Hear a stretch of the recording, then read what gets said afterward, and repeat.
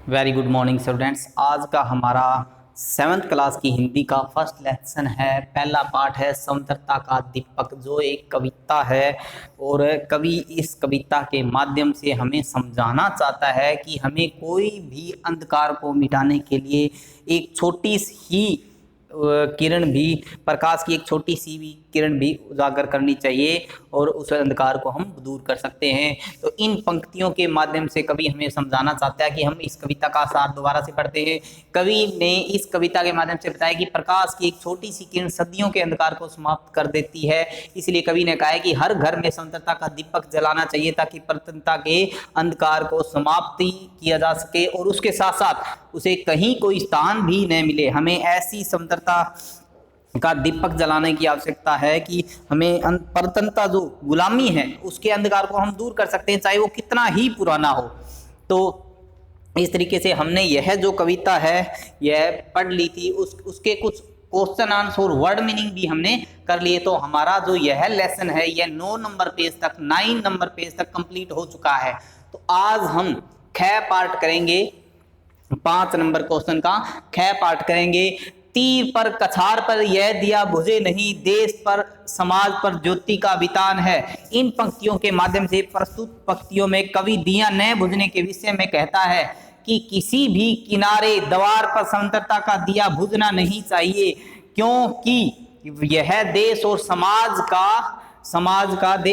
का प्रकाश फैलाता है। इसमें देश और समाज में प्रकाश फैलाता है, उजाला फैलाता है। इसलिए हमें यह दिया कभी बुझने नहीं दिया जाना चाहिए। तो हमें निम्नलिखित कुछ प्रश्न दिए गए हैं यहाँ पे, उनके आपको मैं उत्तर बताऊंगा मौखिक रूप से।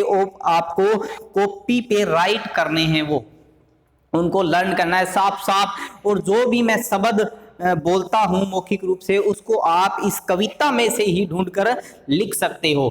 तो इस तरीके से मैं इनको आपके उत्तर बताता हूं इन प्रश्नों के। स्वदेश के दीपक को कवि ने किसके समान बताया है? स्वदेश के दीपक को कवि ने प्राणों के समान बताया है। स्वतंत्रता के दीपक को जलाने के लिए क्या क्या करना चाहिए? स्वतंत्रता के दीपक को जलाने के लिए हमें प्रकाश की छोटी सी किरण उजागर करनी चाहिए। तो तीसरा इसी प्रकार से कवि ने क्या आह्वान किया है? कवि ने स्वतंत्रता का आह्वान किया है। कवि के अनुसार दिया क्यों नहीं बुझना चाहिए? कवि के अनुसार दिया नहीं बुझना चाहिए क्योंकि यह परतंत्रता के अंधकार को समाप्त कर सकता है। प्रस्तुत कविता का सारांश अपने शब्दों में लिखिए। जो कविता के सबसे ऊपर हमने पढ़ा है वही हमें यहाँ पे इस क्वेश्चन में लिखना है। जैसे वो क्या था कि कवि ने इस कविता के माध्यम से हमें बताया कि प्रकाश की एक छोटी सी किरण भी सदियों के अंधकार को दूर कर सकती है। इसलिए कवि ने कहा कि हर घर में समंतरता का दीपक जलाना चाहिए ताकि प्रतंत्रता के अंधकार को समाप्त किया जा सके और उसे कहीं जगह भी ना मिले।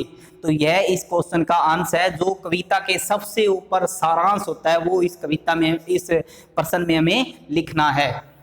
तो आगे कुछ और हैं जो तुकांत शब्द लिखने हमें, जिनका उच्चारण इनके जैसा ही हो। भक्ति, निम्नलिखित शब्दों के तुकांत शब्द लिखने हैं तो भक्ति उनके जैसा ही उनका उच्चारण हो। भक्ति क्या लिखेंगे हम? शक्ति। नेक्स्ट है बदलियां, बदलियां का बिजलियां।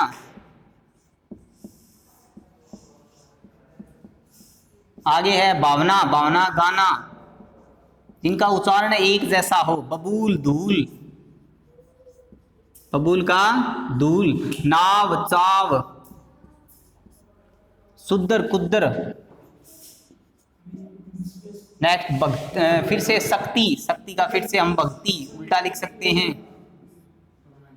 आगे फूल, फूल का धूल। हिलोर, हिलोर का कुछ भी लिख सकते हैं, शोर। स्वदेश, परदेश। इस तरीके से हम इन शब्दों के तुकांत शब्द लिख सकते हैं। आगे दूसरे नंबर जो क्वेश्चन है उसमें हमें क्या करना है, निम्नलिखित वाक्यों में संज्ञा शब्द रेखांकित करके उनके भेद लिखिए। हमने वाक्यों जो शब्द है उनको रेखांकित मतलब अंडरलाइन करना है और उनका भेद लिखना है। तो पहला क्या है, पहले उन्हें हंसी आ रही है, तो इनका जो संज्ञा कहाँ पे है, उसे हंसी आ रही है, हंसी, इसको अंडरलाइन किया और यहाँ पे भेद कौन सा है संज्ञा का, भाववाचक संज्ञा। ये कौन सा है, भाववाचक संज्ञा है ये। इसी प्रकार से दूसरे में हम लेंगे, कोई भी हमें लिखना है, जैसे दूसरा क्या है, बोतल, पानी की बोतल ली और फावड़ा भी ले गया।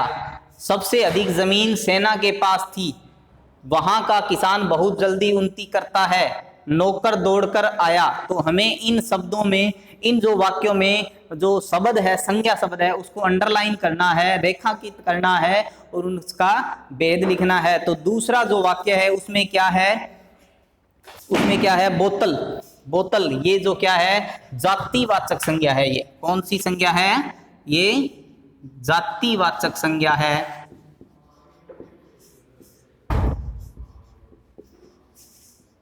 फिर से गए में सेना, ये भी जातिवाचक संज्ञा है।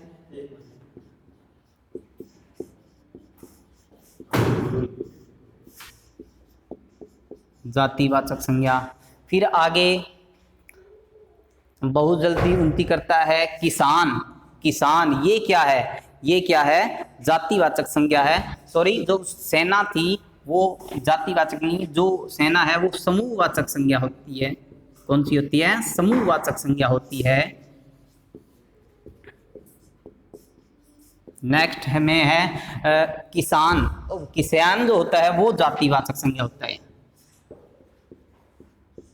जातिवाचक संज्ञा, किसान।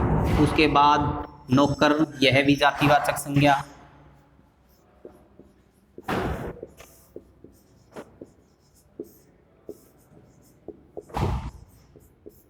इस तरीके से इन जो संज्ञा शब्द है उनको रेखांकित करना है और उनके भेद लिखने हैं।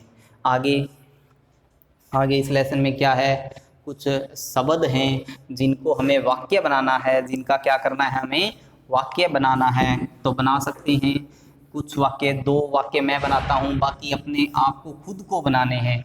जैसे समंतर, जैसे समंतर, हमें समंतरता का दीपक जलाना चाहिए। हमें वाक्य में प्रयोग करना है, हमें स्वतंत्रता का दीपक जलाना चाहिए। नेक्स्ट है दीपक, दीवार पर दीपक जलना चाहिए। इसी तरीके से हमें हर शब्द से एक वाक्य बनाना है। तो 2 वाक्य जैसे मैंने ऊपर बनाए, उसी तरीके से आपको खुद को 3 वाक्य बनाने हैं। आगे निम्नलिखित शब्दों में संधि विच्छेद करनी है, हमें इन शब्दों की क्या करनी है, संधि विच्छेद करनी है। तो पहला शब्द क्या है हमारे आगे, निश्चय। तो निश्चय की, जैसे मैं कुछ इन 2 शब्दों का आपका संधि विच्छेद कर देता हूं, उसके बाद आपको खुद को संधि विच्छेद करना है। तो इसका निश्चय का क्या करेंगे, न, आधा, फिर ई प्लस, इस तरीके से हमें इनका संधि विच्छेद करना है। फिर से आधा, फिर प्लस ए, नहीं, उसके बाद से आधा, फिर प्लस ए, फिर प्लस ये आधा, फिर प्लस ए। इस तरीके से हमने इन शब्दों का संधि विच्छेद, वर्ण विच्छेद करना है। तो कर सकते हैं हम, तो इस तरीके से हमने इनका वर्ण विच्छेद करना है। तो आज का हमारा होमवर्क यही रहेगा कि जो मैंने क्वेश्चन करवाए हैं मौखिक रूप से वो आपको कॉपी में राइट करने हैं। जो शब्दों से मैंने वाक्य 2 बना दिए हैं, बाकी खुद को बनाने हैं। जो वर्ण विच्छेद करने हैं, संधि विच्छेद करना है इनका, तो वो इस तरीके से करना है, वर्ण विच्छेद करना है हमें। तो एक मैंने कर दिया है, बाकी आपको खुद को करने हैं। आज का होमवर्क यही रहेगा। Thank you.